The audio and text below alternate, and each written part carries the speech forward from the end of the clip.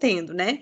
É um resultado muito interessante que vai enriquecer aí o que nós já sabemos e estamos atuando e fazer pensar o que pode ser diferente ou o que reforça que estamos no caminho certo. Então, eu espero que todo mundo assim tire proveito e participe. Se tiver dúvidas, nós estamos aqui justamente para poder aprender e melhorar e elevar nosso cuidado, né? Então, um bom proveito para todos e boa noite.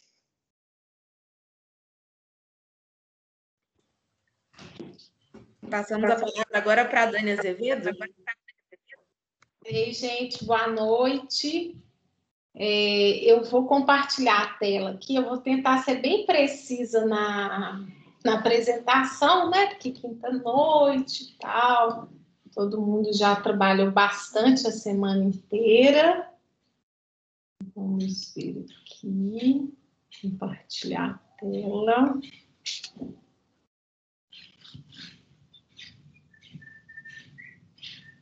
E vocês estão vendo minha tela aí, gente? Sim, Dani. Eu estou me vendo, Dani. Você apareceu grandona aí, né? Até arrumei a sobrancelha. Ai, gente. Gente, então, como a Dani Oliveira já falou, a gente fez esse estudo com os dados da Mais 60, então é um estudo muito importante, né? A gente consegue ver o que influencia os desfechos de saúde da população que a gente acompanha. Né? Aqui é só para lembrar assim, que o Life Code ele é mais do que um prontuário. Né? Então, eu acho que vocês já estão tendo contato com algumas ferramentas, então, assim, os supervisores, né? O João Gabriel, ele pode gerir os profissionais de saúde, o Nelson vai ter um dashboard para a equipe multi, a gente pode fazer a gestão dos pacientes, então, chegou para a gente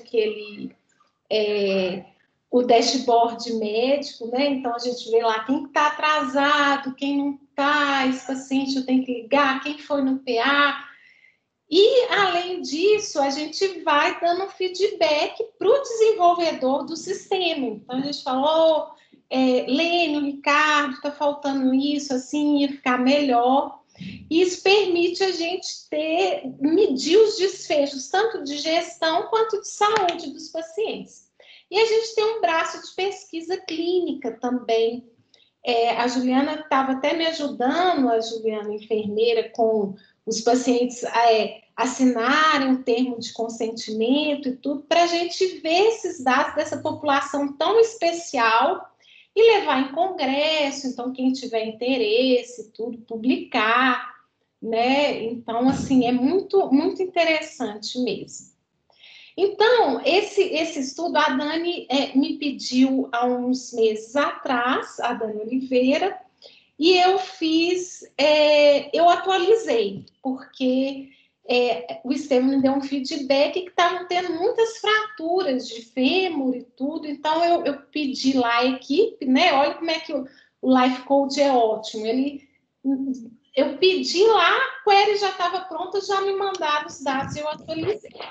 Eu vou tentar ser muito técnica, então, na verdade, eu estudei.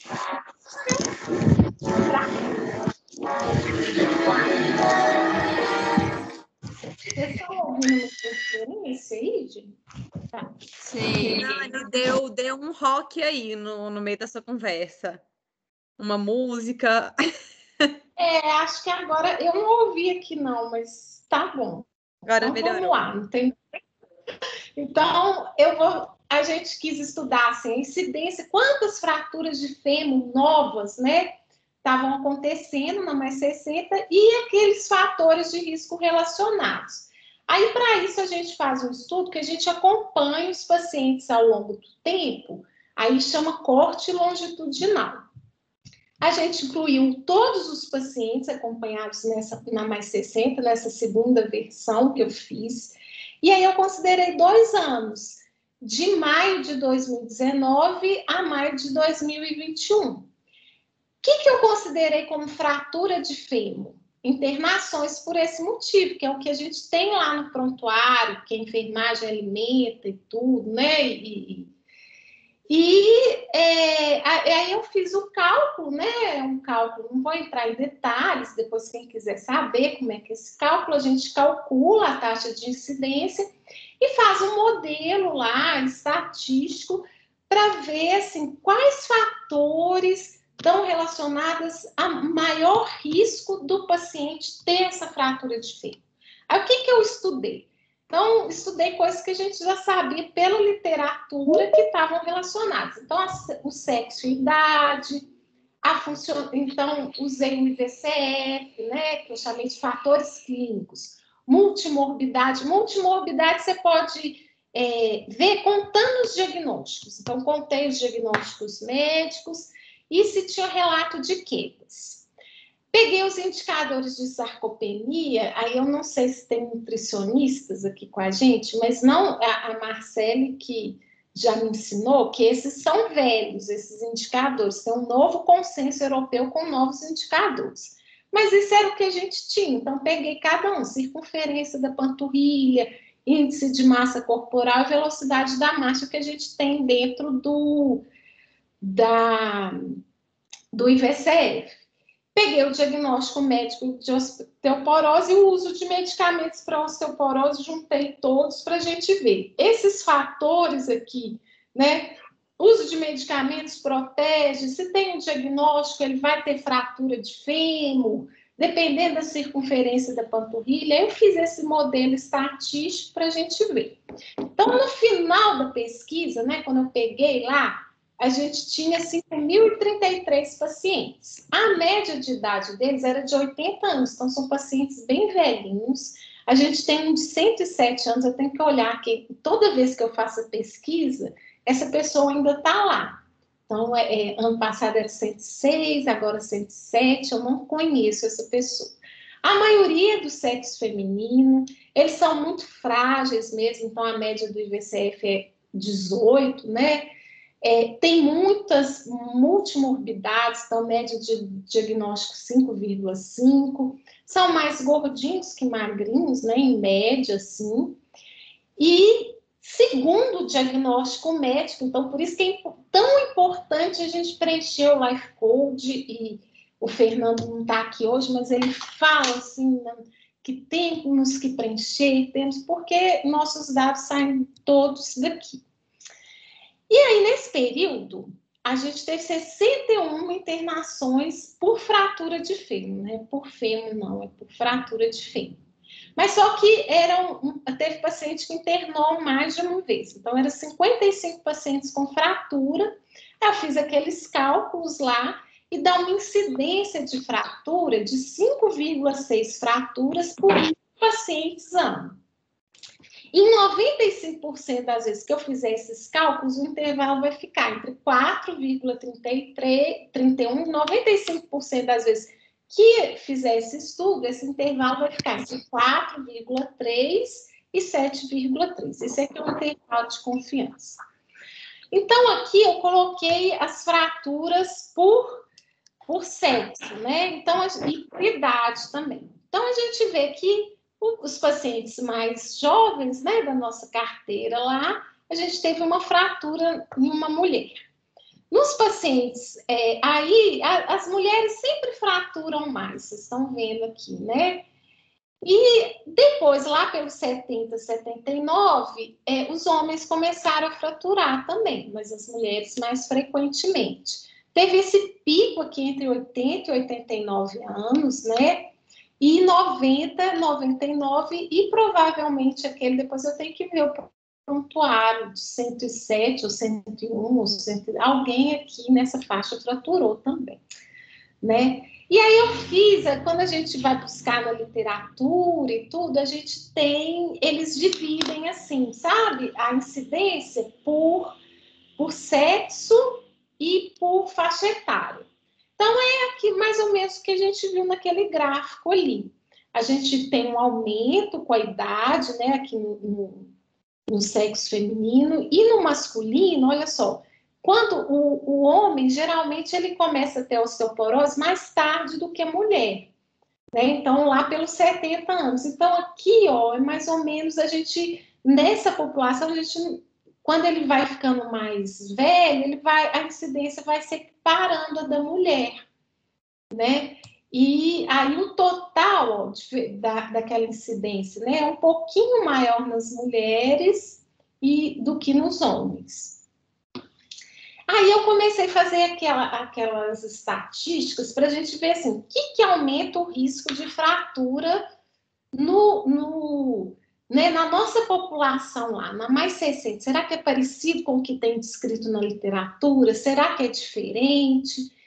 Então, a idade aumenta o risco, né? Então, esse número quer dizer que à medida que aumenta a idade, a cada aumento de 1 ano na idade, eu aumento em 2,16 vezes a probabilidade daquela pessoa fraturar o fêmur.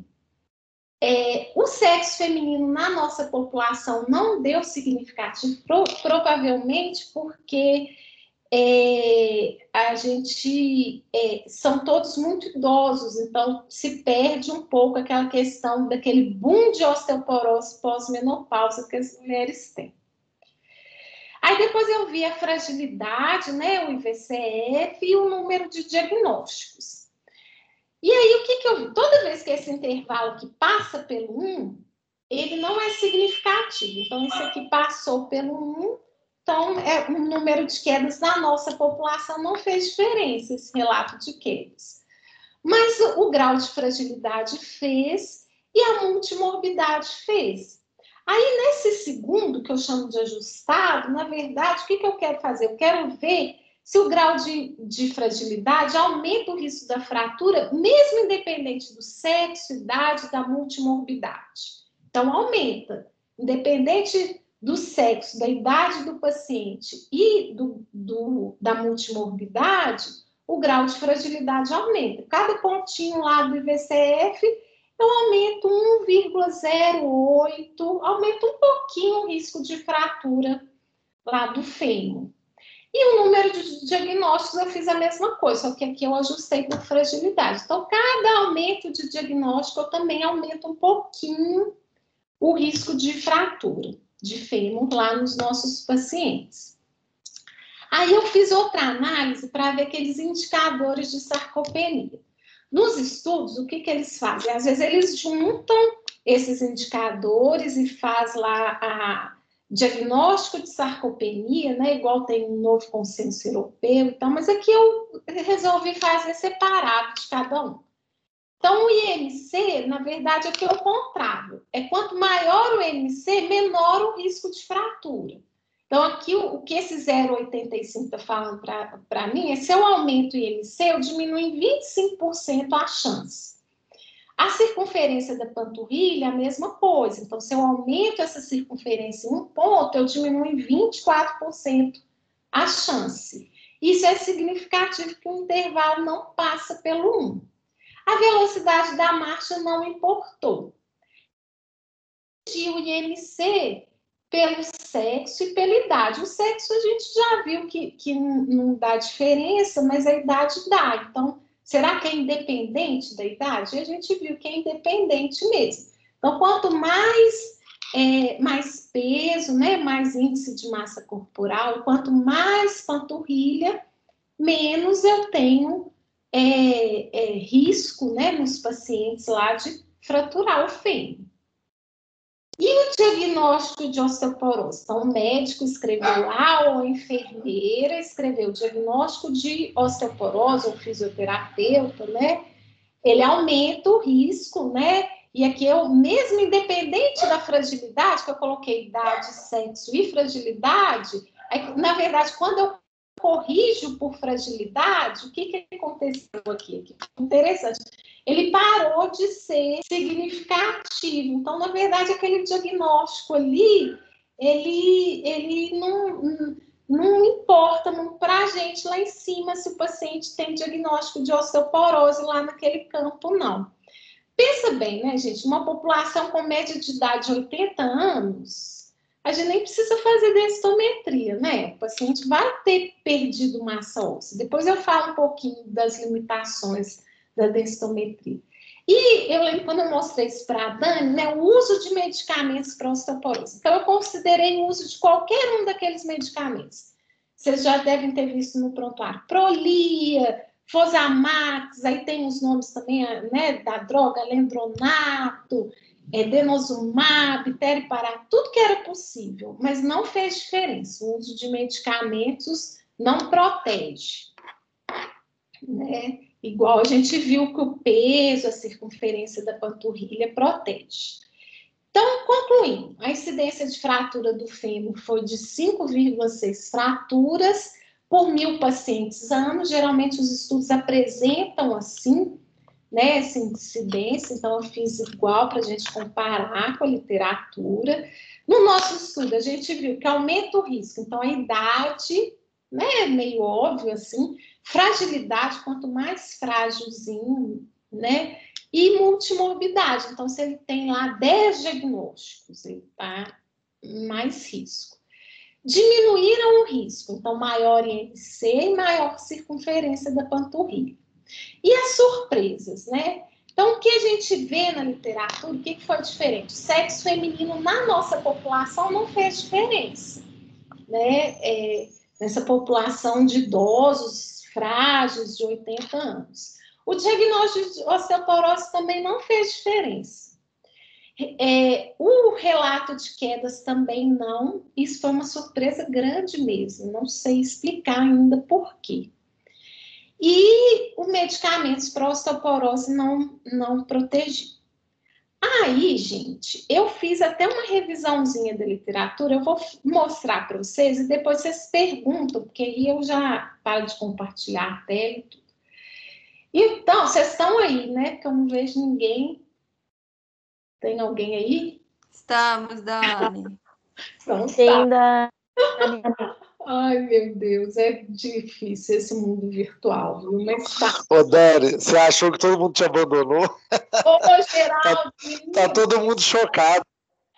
você sabe que no meu doutorado foram 2 horas falando para amada. Aqui, entendeu? Mas é bom que você vai treinando. Então, gente, a incidência. Então, assim, será que essa incidência nossa é comparável ao que a gente tem na literatura? Aí eu fui procurar, né? Lógico, assim, que a gente pode procurar mais, mas nessa semana eu fui ver o que eu vi. O estudo ecológico, gente, não importa o que é isso, mas é com dados de pessoas, você pega lá no sistema do SUS e vê as fraturas de fêmur registradas lá no SUS. E aí, nesse período aqui, né, que foi de 4 anos, né, você teve uma incidência de fratura menor do que a nossa população. A gente pode pensar, assim, que no SUS pode ser subnotificado, né, eles não pegam todas as fraturas. A gente tinha que ver essa idade aqui, né? Então, assim, maior ou igual a 60. Os nossos são mais velhos, né? E, então, isso pode ter influenciado. Mas vamos continuar aqui. Aí eu peguei outro estudo aqui para a gente comparar a nossa incidência. Esse estudo aqui, eles fizeram para fazer um FRAX, que é uma medida que a gente pode usar para ver calcular a possibilidade de fratura em 10 anos. Eu gosto muito de fazer com os pacientes, até entrego para eles, a gente faz pela internet. A gente já é mais parecido com a nossa população, olha só. De 70 a 70, aí eu fiz uns continhos aqui, viu, gente? De 70 a 79 anos é 5,3 por 1.000. E de 80 a 89 é 18,8 por 1.000. Então, a gente está parecido mesmo com o que temos aí nessa faixa etária, né? Que nem considerou que eram idosos frágeis, com multimorbidades, nada disso. E aí, sobre o fator que aumenta o risco. Idade é bem estabelecido, gente. A gente vai perder osso mesmo, não tem jeito, e como nós vamos ter muitos velhinhos na nossa população, isso vai ser uma realidade, né? Igual eu falei nos homens, isso é um gráficozinho clássico. Então, nos homens, ó, aqui, né, a incidência de fraturas. Então, você vê que nas mulheres a gente começa antes, a gente perde muito após a menopausa. Nossos hormônios caem assim e a gente vai... Eu já estou perdendo já, então já estou perdendo massa óssea, então eu vou fraturar mais cedo. Né? Os homens, eles perdem lá pelos 70 anos e essa queda hormonal deles é mais gradual. Mas chega aqui na faixa etária de mais ou menos de 80, né, por aqui, você vê que todo mundo pode fraturar mesmo, exatamente como a gente viu no nosso estudo, tanto homens quanto mulheres. A fragilidade. Então, eu vi que tem estudos que mostram que a fragilidade aumenta o risco de fratura. Coloquei a bibliografia aqui. Depois eu vou compartilhar essa aula aí com a equipe. Multimorbidade, eu achei um estudo mostrando que aumenta. Sarcopenia, pelas diversas definições, ela aumenta a chance aumenta o risco, né, de fratura de fêmur mesmo. E tanto a sarcopenia, a definição, quando você faz a definição, soma lá, se tiver circunferência de panturrilha, isso, mais isso, quanto os indicadores isolados. Então, índice de massa corporal, quanto mais magrinho. Achei com circunferência da panturrilha, com velocidade da marcha, o nosso a gente não achou, né? Mas eu achei esses estudos aqui. Então, a gente está parecido de certa forma.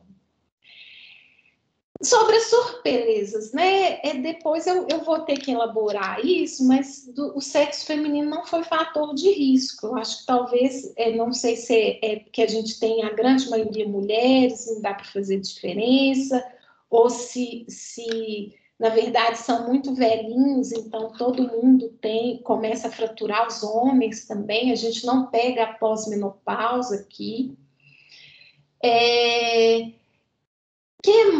Sobre o diagnóstico médico de osteoporose, né?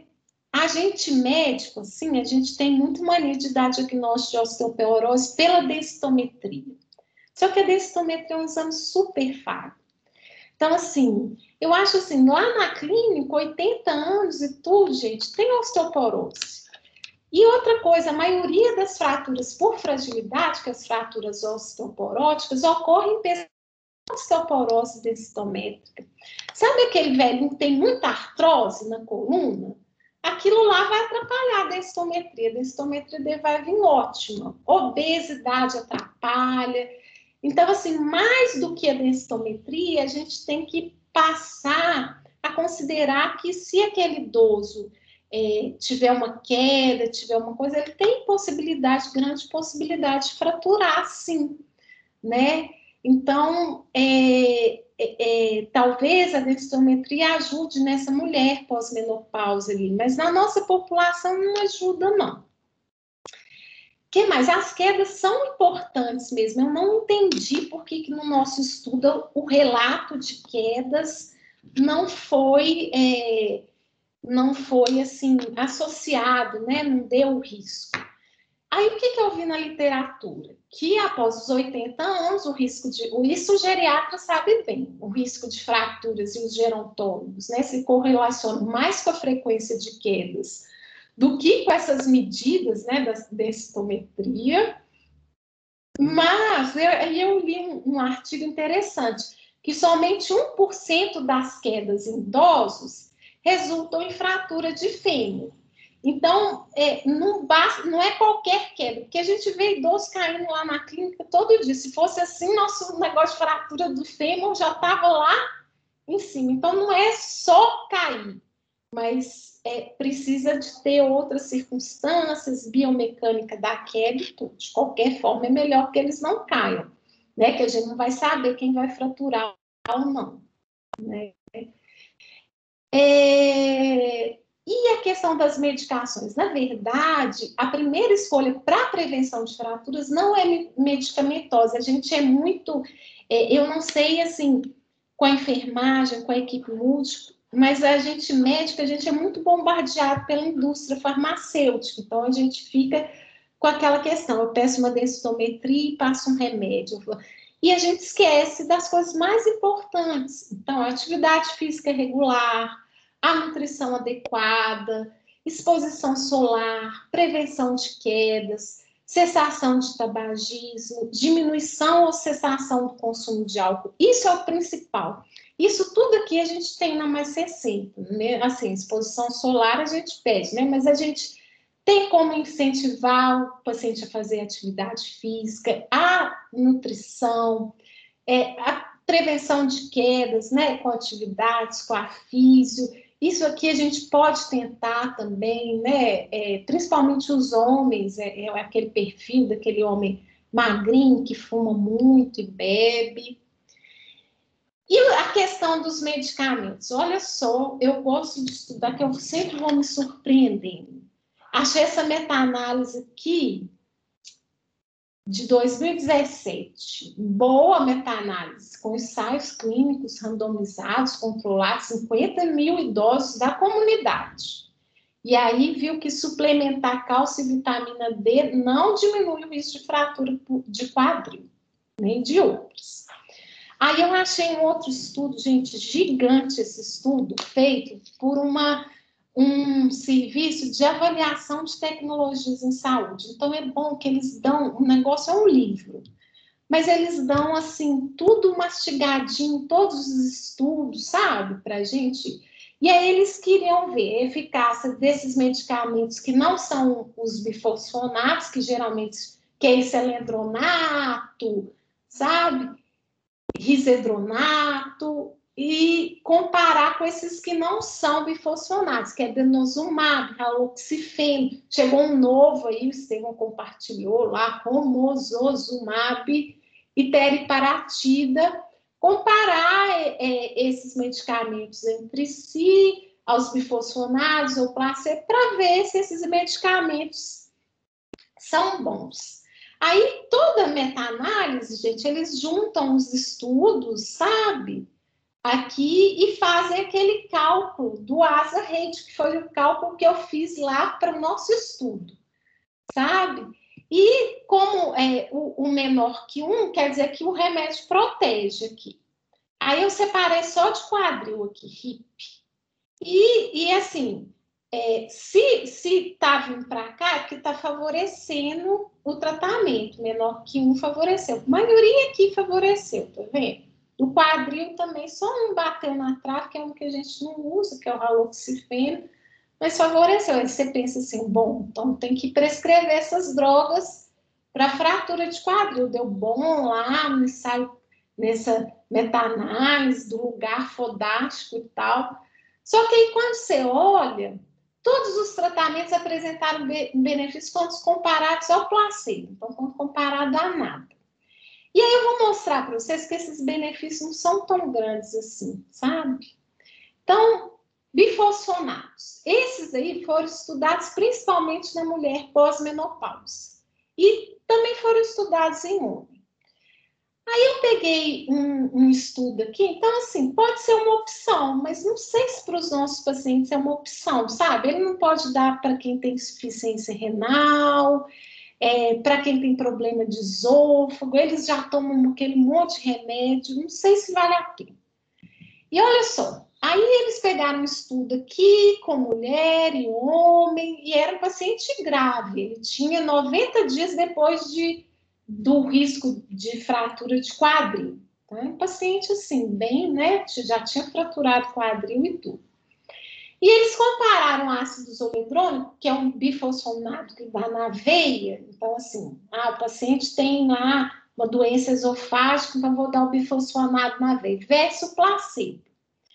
E aí reduziu o risco relativo de fratura, né? Novas fraturas clínicas, aí são todas, né? Só de quadril, não.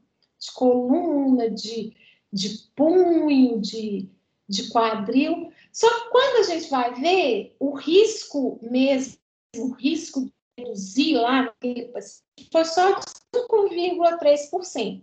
E eu preciso tratar 19 pacientes para reduzir uma fratura que pode ser no quadril, na coluna, então não sei se vale a pena. Aí tem a teriparatida. A teriparatida é super difícil de dar, porque o convênio não cobre, o paciente tem que comprar e tem que tomar uma injeção todos os dias. E aí, o que a gente vê? Que a teriparatida, ela reduz fratura mais vertebral. E mesmo assim reduz pouquinho, não é muito não. E, por exemplo, tem esse estudo aqui que comparou ela com um bifosfonato, né? Não foi com placebo, então melhorzinho, mas também reduziu pouquinho, reduziu 6,6%. Então, se o paciente perguntar para mim, doutor, vale a pena comprar esse remédio? Mais ou menos, né? Tomar injeção todo dia e tal. Agora, para fratura de fêmur mesmo, não foi avaliado. Aí o denosumab está na moda, tem um monte de paciente lá tomando Prolia. Eles chegam lá para a gente já tomando, outro médico prescreveu e tal. Ele é bom porque ele é a cada 6 meses, pode dar no paciente que tem a função renal comprometida e tal. Mas olha só, gente, a redução de fratura de fêmur é 0,5% em 3 anos comparado com o placebo. Tem que tratar 200 pacientes para reduzir uma fratura de fêmur, né? E aí, depois que ele surgiu no mercado, todo mundo começou a prescrever e tal. Eu lembro que tinha uma representante muito bonita do denosumab lá e tal. Aí, eles começaram a ver que quando a pessoa parava o denosumab, ela tinha mais fratura. Olha que coisa louca, mais fratura de vértebra. Então, assim, parar o medicamento era um risco. E tem outra coisa do denosumab que aí poucas pessoas sabem. Ele tem um efeito imunossupressor, sabe? Então, assim, ele pode predispor as pessoas a infecções mesmo, artrite, infecção. Na bula americana tem um alerta sobre isso. Na nossa, não. Aí surgiu esse medicamento aqui, o Estevão não estava nem sabendo, mas o Estevão mandou lá no grupo dos médicos. Aí, gente, eu não estudei profundamente, não, porque mandou essa semana. Chama esse nome aí, romosozumab. E tá, ele é um anticorpo, é tipo denosumab. Tudo que acaba com MAB é anticorpo, sabe, gente, de medicamento. E aí ele inibe uma tal de esclerostina, que é uma proteína que faz com que a célula, que essa proteína, ela inibe a célula que forma osso. Então, logo, se eu inibir essa esclerotina, que é esse anticorpo, vai lá e liga nisso, eu estimularia a atividade da célula que forma o osso e aumenta a formação do osso. Genial! Aí eles fizeram 2 estudos, um versus placebo, que eu nem dei importância, porque também não estava com tempo, e fez esse ARC Trial. Aí eles incluíram mais ou menos 4.000 pacientes e compararam esse remédio novo com o alendronato. Aí esses pacientes são bem parecidos com os nossos, ó. Assim, tem média de idade de 74 anos, eles já tinham tido, 96% já tinham tido fratura vertebral e 9% fratura do fêmur, então pacientes graves. Aí esse remédio toma uma vez por mês, uma injeção, esses MABs são injeção mesmo, esse subcutâneo. Ou o alendronato, que é o remédio clássico que a gente tem, que tem no SUS, que a gente conhece há mais anos, né? E depois de 1 ano tomando isso, os pacientes, todos eles tomavam alendronato.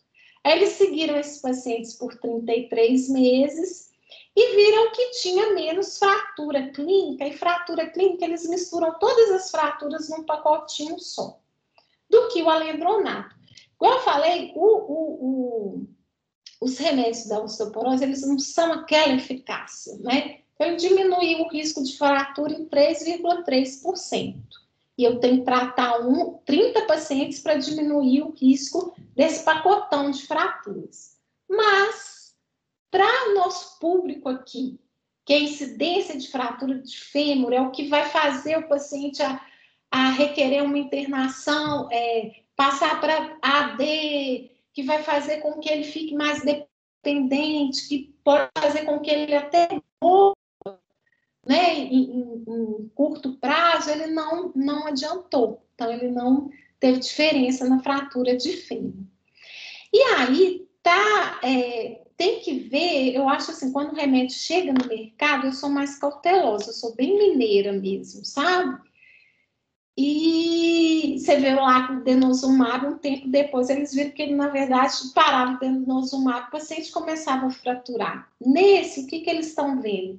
Que os pacientes podem ter efeitos cardiovasculares mais graves no grupo desse remédio. Porque essa esclerotina, ela tem, parece que ela está em vasos, está ligada à calcificação de vasos, sabe? Então, assim, é complicado mexer com o corpo da gente, assim, sabe?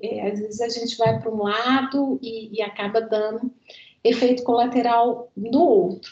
Essa EMA é a agência europeia, sabe, de medicação. Ela colocou um alerta na bula. Ela fala para não usar em pacientes com história pregressa de AM ou AVE, justamente por causa disso. E eles viram que os pacientes no grupo desse remédio, maiores de 75 anos, estavam morrendo mais. Então, é uma coisa para a gente ter cautela. Provavelmente a gente vai ter muitos propagandistas desse remédio aí em breve. Então, gente, o que eu quero deixar, isso é uma foto das academias da cidade, que a gente tem aqui em Belo Horizonte, no SUS, que é super legal, pena que a gente está na pandemia. É isso que a gente tem que fazer lá com os nossos pacientes, né? Então, o que o nosso estudo mostra para a gente é que a gente tem que incentivar a atividade física, melhorar a nutrição, não deixar eles caírem. E a gente tem esse pacotinho de cuidados pronto lá.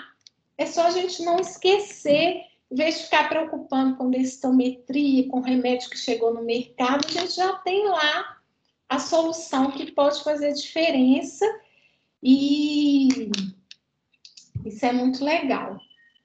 Aí, gente, eu vou parar de compartilhar aqui e abrir para perguntas. Não estou vendo ninguém, porque eu tentei ser rápida, nem vi aqui. Deixa eu ver aqui.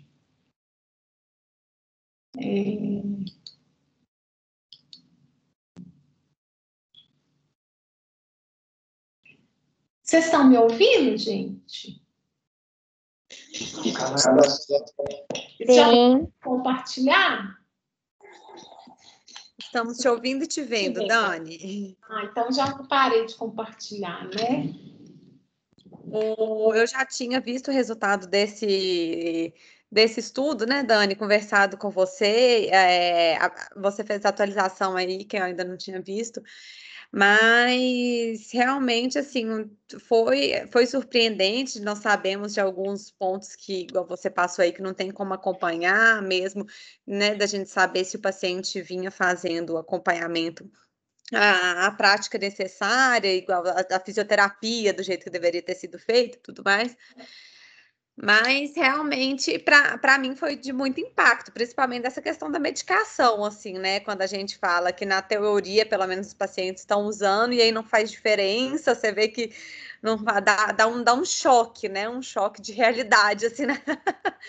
Eu já gente, então... funcionado há muitos anos com esses medicamentos, sabe, Dani? Então, assim... Aí, quando eu entrei na Mais 60 e vi assim, gente, esses velhinhos aqui, esse medicamento não vai servir, não. Porque...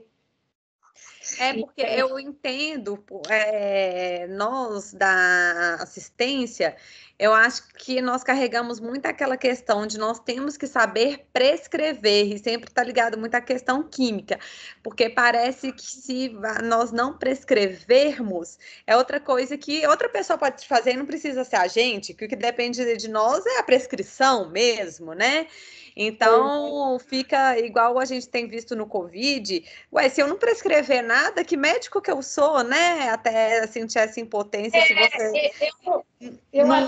Dani, eu escrevo na receita, eu falo assim, olha, você vai fazer atividade física, você não vai faltar na fisioterapia, do equilíbrio, Você vai, né, se o paciente fazer atividade... Eu aprendi com você, igual eu já vi você indicando livros escritos. Então, hoje, todos os papéis eu escrevo. Aí eu volto, começar a dar uma volta no quarteirão, mantendo um distanciamento, mas é para ver o sol, vai sair de casa, vai fazer isso. Então, começar mais e ver que são essas coisas, assim, têm efeito, funcionam, precisam sair da gente, a gente precisa começar, né, a acreditar mais nisso também, que acho que muitas vezes nós não acreditamos, pelo menos eu vejo nós mesmos não acreditamos, a gente fala sem acreditar muito, né? Se não for aquela química ali, não vai ter muito sentido. Eu acho que tem pessoas querendo fazer perguntas, deixa a Carol comandar aí, Carol. Cadê você? Geraldo, Renata. Deixa eu falar aqui. Dani, desde que a gente começou, né, o projeto da Mais 60, a gente passou por um período que esse indicador sempre foi um indicador que a gente tinha um orgulho danado de bater, né, assim, porque desde o princípio a gente comparava ele com a literatura e a gente sabe que estava sempre bem distante, né, positivamente, né, batendo o indicador. E de última hora aí, né, principalmente pensando no início do ano passado, da pandemia, nota-se claramente uma piora. E eu me lembro muito bem no início da pandemia, eu acho que em junho ou julho, começou em março do ano passado, né, os isolamentos e tal. E eu me lembro que você falou comigo, falou, Geraldo, eu estou percebendo que as pessoas estão caindo mais e estão fraturando mais nessa pandemia. Uhum. Aí a minha pergunta, né? Será que a nossa carteira vem fragilizando, porque a Unimed vem nos mandando o paciente cada vez mais grave, e aí tem relação com esse IVCF que você falou, porque isso é uma realidade também, né? A nossa média de IVCF vem subindo. Se a gente pegar o histórico, né, de tempo da Mais 60, ano a ano, o nosso IVCF, a média está ficando mais alta. Ou você consegue também, talvez, fazer um link com esse momento de isolamento, de piora, né, de equilíbrio, de sol, eu tenho muito paciente que a vitamina D caiu absurdamente. Eu tenho prescrito muito vitamina D, apesar de não ter relação aí no seu estudo com melhora, mas as nossas vitaminas D têm caído, né? Provavelmente pelo isolamento, com quase toda certeza, né? Você consegue fazer essa relação assim, da piora do IVCF e também da chegada da pandemia? Eu acho que é uma conjuntura de fatores. Mesmo, eu acho que a pandemia contribuiu, a gente tem um estudo mostrando um aumento das internações por queda depois da pandemia, e, igual eu falei, nem toda queda vai levar a fratura de quadril, mas, né, todo mundo caindo, alguns ali vão fraturar, e isso vai acontecer.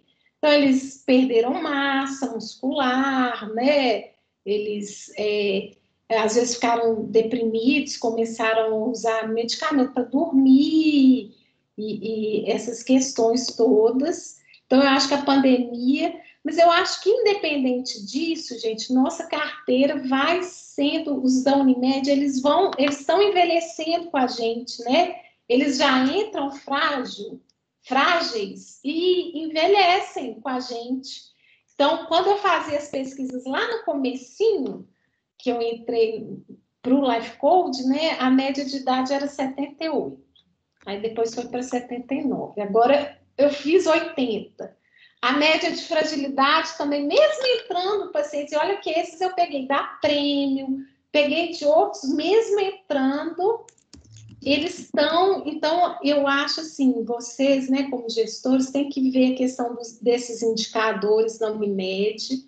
Eu lembro que há muito tempo atrás falei esse indicador de fratura de fêmur, isso aqui vai ter que mudar, porque eles estão envelhecendo e nós vamos, né? Mas eu acho assim, agora com eles vacinados, né? Hoje a gente já viu que diminuiu, a gente estava uma reunião de manhã, e a gente já viu que diminuiu os casos de internação por Covid-19, então, assim, eles vacinados e tudo, a gente tem que começar a colocar eles para malhar mesmo, para fazer Dani, para completar isso que eu queria falar, porque aí eu fecho meu microfone. Eu, assim, desde também que eu comecei a estudar mais geriatria e atender os idosos, a Cláudia Caciquinho, até uma vez, deu uma aula para a gente de osteoporose no início da Mais 60, e eu me lembro que foi muito parecido com esse achado que você deu aí da literatura, sobre as drogas, sobre até um contrassenso que existe, assim, de prescrição e pouco benefício, né?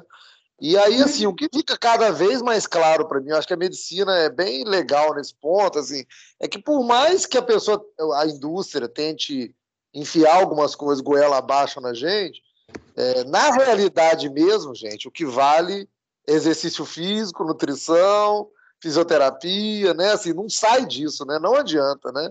Então, é impressionante, assim, talvez daqui a 10 anos a gente vai fazer essa aula e ver a mesma coisa, né? Dificilmente isso vai. Porque sem isso eu acho que não resolve. Realmente não é isso. Né? Esse é o segredo, né, Geraldo? Eu vou fazer ginástica aqui, eu fico lá, estou prevenindo a osteoporose, porque... E outra coisa interessante é a massa, né? A obesidade, até a obesidade não, né?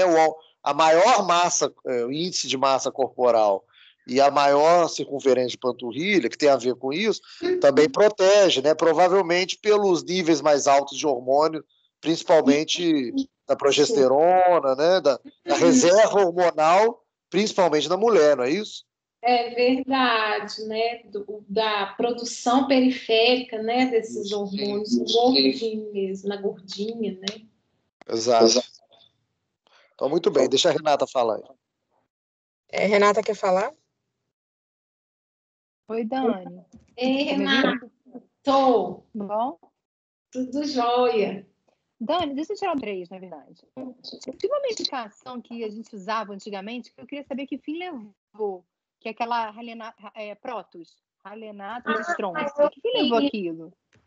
Eu não sei se ele foi tirado do mercado. Eu lembro até que nos congressos de reumato tinha um stand do Ralenato de Strôncio.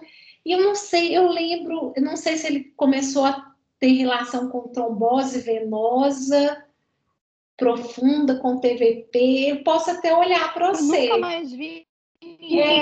Usar e era uma febre há um tempo atrás. É verdade. Eu vou até olhar. Eu acho que foi o que pegou foi esse negócio de trombose, mas eu não tenho certeza absoluta, não. E aí depois ele sumiu mesmo. Não tem mais propagandista, não tem mais estande, não tem mais brindes. Uma tristeza. Dani, em relação à desprescrição de como é que faz? Já um tempo, você para um tempo, como é que você maneja isso? Está usando há 3 anos, 5 anos. É que eu não ouvi tudo. De qual droga, Renata? Alendronato e risedronato. Você está usando? Como é que você faz? Hoje eu até li um negócio que a alendronato parece ter segurança por 10 anos, segurança e eficácia mantida.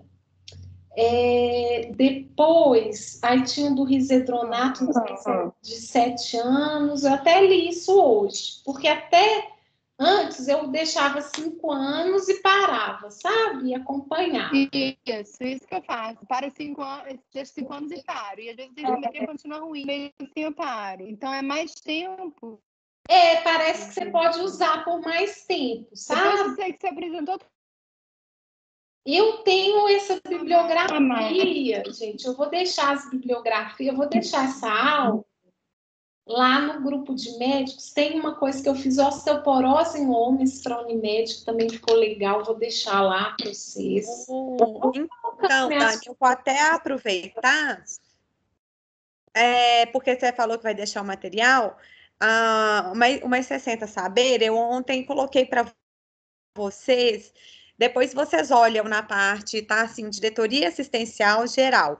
Quando vocês clicam no geral, lá nas abas lá em cima, tem assim, portal do Mais 60 Saber. Lá dentro tem uma biblioteca, é uma biblioteca virtual. Então, eu estou fazendo as páginas, e aí já tem a pasta de osteoporose. Aí, dentro da pasta osteoporose, aí vai ter assim, documentos para os pacientes, que são os documentos que a gente pode pegar ali, salvar, enviar para os pacientes, e tem os documentos que são artigos científicos, as lives que já tiveram. Então, essa aula vai estar lá dentro de osteoporose, quando vocês quiserem acessar. Então, tem os temas para nós acessarmos, né? Live, discussões, tudo vai estar lá. E aí, Dani, você pode me passar que eu coloco, deixo tudo lá, tá bem? Porque aí está separado o material. E não é só material que nós produzimos, né? Os artigos que nós estamos compartilhando no grupo de médicos, eu estou salvando, vou colocar lá. Por exemplo, tem um manual do cuidador para paciente com demência que a Camila uma vez mandou do HC. Eu coloquei lá também, porque eu tenho enviado para os pacientes enquanto nós não temos o nosso material, e é um bom material. Então, tá lá na parte de memória. Então, tá lá, documentos para os pacientes, os vídeos que nós gravamos de anticoagulante. Então, aproveitando para fazer uma propaganda do portal 60 Saber aqui, a oportunidade, o link, peguei o link.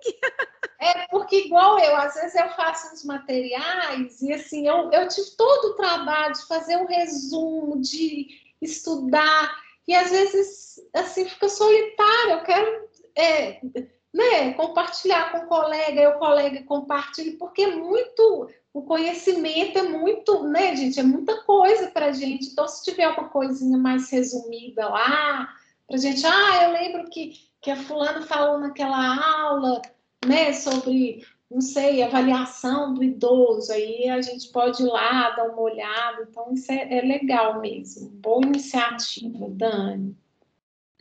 Dani, e a última pergunta que eu queria te perguntar é como é que a gente muda, como é que você desprescreve o Prolia? Porque você não pode parar de vez, aí tem que começar o alendronato, como é que faz? Menino, olha, outro dia chegou uma paciente lá, olha que difícil. Ela tinha tomado a primeira dose e era para tomar a segunda. Falei, não toma não. Aí eu já desprescrevi na cara, assim, sabe? Falei, não, vamos pegar. Aí, você acha que eu preciso? Eu falei, vamos avaliar aqui. Aí fiz o Frax com ela. Ela não tinha, esse foi no tapa, porque ela tinha tomado uma só dose. Então, é a experiência que eu tive. Outras é muito difícil, às vezes eu chego, quem prescreveu não fui eu, fui um endócrino e tudo, aí fica muito difícil para eu ter essa abordagem assim, sabe?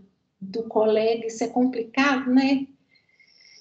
E eu tive um caso, que esse aí foi muito triste, uma paciente até que faleceu de uma infecção. Ela estava usando Prolia, ela tinha, assim, né, tinha uma prótese, aí foi trocar a prótese do quadril, era lá um paciente do PCI, e aí teve uma infecção muito grande nessa troca da prótese, e aí nessa época que eu fui ver esse negócio de infecções, falei, gente, será que tem a ver? Porque, assim, foi até bem devastador o quadro dela, eu lembro das filhas ligando, tudo.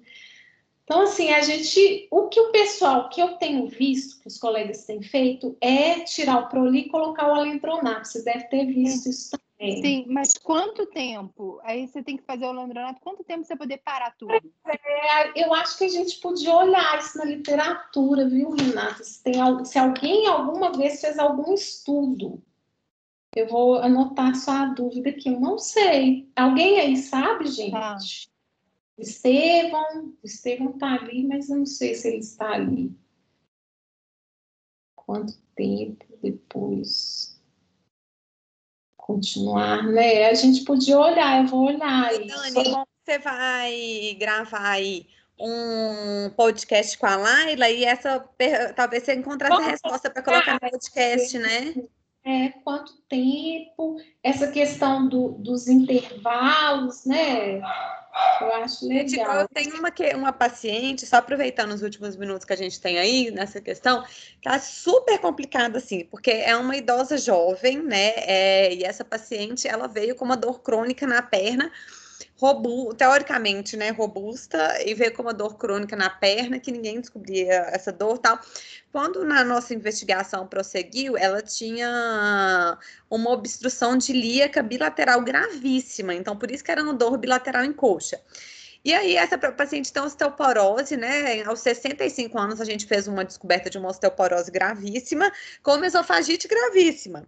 Então, ela tem calcificação vascular porque ela é tabagista pesada, apesar de tudo. Então, nesse período que ela começou a acompanhar comigo, eu descobri, tipo, quase num supetão, a esofagite, a obstrução de ilíaca, que apesar de vir muito tempo, quando fez o exame, o médico já internou, falou assim, nossa, vai fechar agora, apesar de anos. Então, tem calcificação diversa, então eu não consigo suplementar ela com cálcio, eu não consigo ter nenhuma tentativa de bifosfonato, e ela falou assim, ela não vai parar de fumar, hoje eu atendi ela não vai parar de fumar. Eu falo para o paciente, olha, eu não vou apagar incêndio com você alimentando a chama, né? Então, se a pessoa é tabagista pesada, não para de fumar, eu não trato com remédio. Porque a mesma coisa, você dá um remédio, você está dando um lado, ela está acendendo do outro. Manda ela para a educadora física. Nossa, Camila tá aí? Eu vi que a Camila tá aí. Para ver se ela fortalece os músculos, manda para fisioterapia. Não, a osteoporose dela é tão grave que ela foi pegar um alimento no freezer de supermercado, que elas abaixam assim, ela encostou ali e começou uma dor, foi ver, tinha fraturado a costela, de encostar assim, ao baixar para pegar. Eu acho que nesse aí nem o educador físico, nem o fisioterapeuta. Mas assim, eu tentaria isso, atividade física, tomar sol, né? E falar para ela, olha, você vai continuar quebrando seus ossos até sua, né? Porque você não para de fumar, você tem que mudar, né? Não vai ter remédio que resolva um caso desse, né, Dani? Ela tá até com obstrução periférica, provavelmente também essa história de tabagismo. Ai, gente, nossa. E como ela é robusta, ela sobe em cadeira, pega coisa no alto do armário, assim. Convencer ela a parar de fumar, sei lá, o psicólogo. Alguém levantou a mão. Quem é, gente? Pode falar. Dani, sou eu, Rafa. Ei, Rafa. Não, na verdade, né? Boa noite a todos. Eu só queria compartilhar mesmo alguns dados nossos da clínica, né? Das fraturas, porque realmente a gente observou um aumento muito grande disso. E aí, você já tinha feito um estudo ano passado, até setembro, né? Sobre os pacientes que fraturaram. Então, a gente agora no mês de maio está sendo, já era anteriormente, mas agora ainda mais é uma prioridade da assistência, essa questão da fratura de fêmur, que realmente a gente tem que conseguir melhorar de alguma forma. Nós tivemos no mês de abril 5 fraturas, em março foram 4, e agora em maio nós já tivemos uma paciente que fraturou o fêmur. Então, aí quando você coloca no seu estudo todas as medidas de prevenção, né? Eu acredito que todas elas foram influenciadas, né, nesse momento de pandemia. Então, exposição solar, os pacientes não tiveram, atividade física, nem fisioterapia, nem outras atividades que eles tinham, eles fizeram. O risco ambiental, né? Nós suspendemos a nossa visita de ambiência também presencial. Então, o risco, né, querendo ou não, a gente tem uma orientação dentro do domicílio, é diferente, né, do que a gente fazer uma orientação à distância. A nutrição, acho que a ansiedade aumentou demais, né? Então, a qualidade da alimentação ficou pior também nesse momento de pandemia. E os outros 2 fatores que você colocou, né? Que era o tabagismo e o alcoolismo. Já viu estudos aí que as pessoas que utilizam dessas práticas, elas usaram mais, né? Durante a pandemia. Então, a gente teve um consumo mais exacerbado de bebida alcoólica, de uso de cigarro também. Então, sim, os nossos pacientes são mais frágeis, eles estão fragilizando com a gente está recebendo um número maior de pacientes frágeis, o que já é por si só um fator, né, de um agravante aí para que eles fraturem, mas eu acho que essa pandemia veio aí muitas coisas além disso, né, para poder apoiar ainda essa fratura acontecer. Então, vamos nos unir todos. Rafa, que a gente pode tentar mostrar isso, sabe? Eu tenho que ter perna para isso tudo, mas mostrar assim, fraturas antes e depois da pandemia, a gente corrige por fragilidade, corrige por idade. Eu acho que essa hipótese, né, o Geraldo levantou você agora, isso é muito. Eu vou tentar fazer um estudo assim nesse sentido para a gente confirmar, sabe? Sim, e se eu não me engano, o estudo do ano passado, acho que foi de abril a setembro, se não me engano, acho que era 2,7, né, ou 2,5 por mil. Então, assim, aumentou demais, né, num período, e é consequência disso também. Acredito sim, claro, tem a fragilidade? Tem. Mas não acho que o perfil do nosso paciente não aumentou tanto a fragilidade num período de setembro para agora, né, que justificasse esse quase duplicar aí a taxa, né, por mil. Então, eu vou olhar isso sim, sabe, Rafa? Eu acho que vou até anotar aqui nas minhas tarefas para a gente ver fratura antes e depois.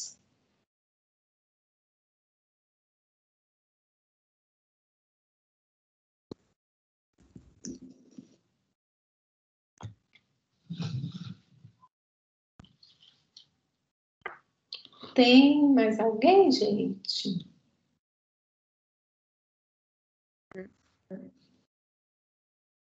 Gente, então, deu eco aqui, eu tô achando que alguém tá conversando comigo, sou eu mesma. Então nós deu 1 hora certinho, vamos encerrar. No chat da reunião, lá no Teams, eu tentei criar isso e acho que deu certo. Para nós começarmos a fazer a avaliação das reuniões clínicas, do horário, do tempo, eu pedi para vocês responderem só uma pergunta, né? E a pergunta é se vocês, né, indicariam que os outros colegas da área também assistam essa aula, e avaliação de 1 a 5. 1 quer dizer que não indicaria, e 5 que com certeza indicaria. E aí o 3 é neutro e os outros 2 talvez, né? Talvez sim, talvez não, tá em dúvida. Pode ser que algum, dependendo de um ponto sim, dependendo de outro não. Mas então, para vocês avaliarem, é totalmente sigiloso o voto, e isso vai ajudar a gente, né, a melhorar em algum aspecto, assim, e se tiver algum comentário, eu não consegui colocar o campo comentário, mas nas próximas eu vou fazer isso. Que ponto? Talvez vocês queiram falar, só em referente ao horário, só referente ao dia.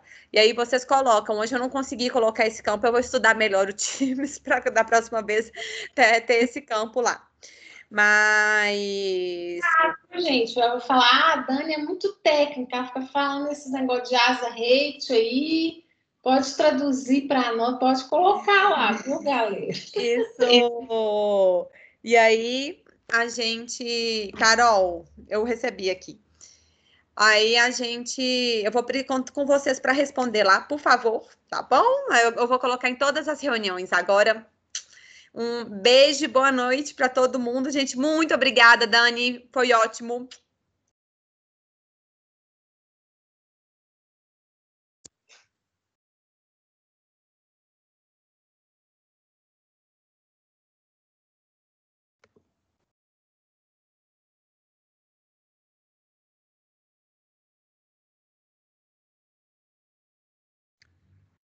Gente, se eu sair, alguém que tá aí me ajuda. Se eu sair para a gravação, eu tenho que parar de gravar. Gente, para de sair antes de me responder. Alguém aparece e me responde. Dani, eu parei a gravação. Eu parei. Obrigada, Carol.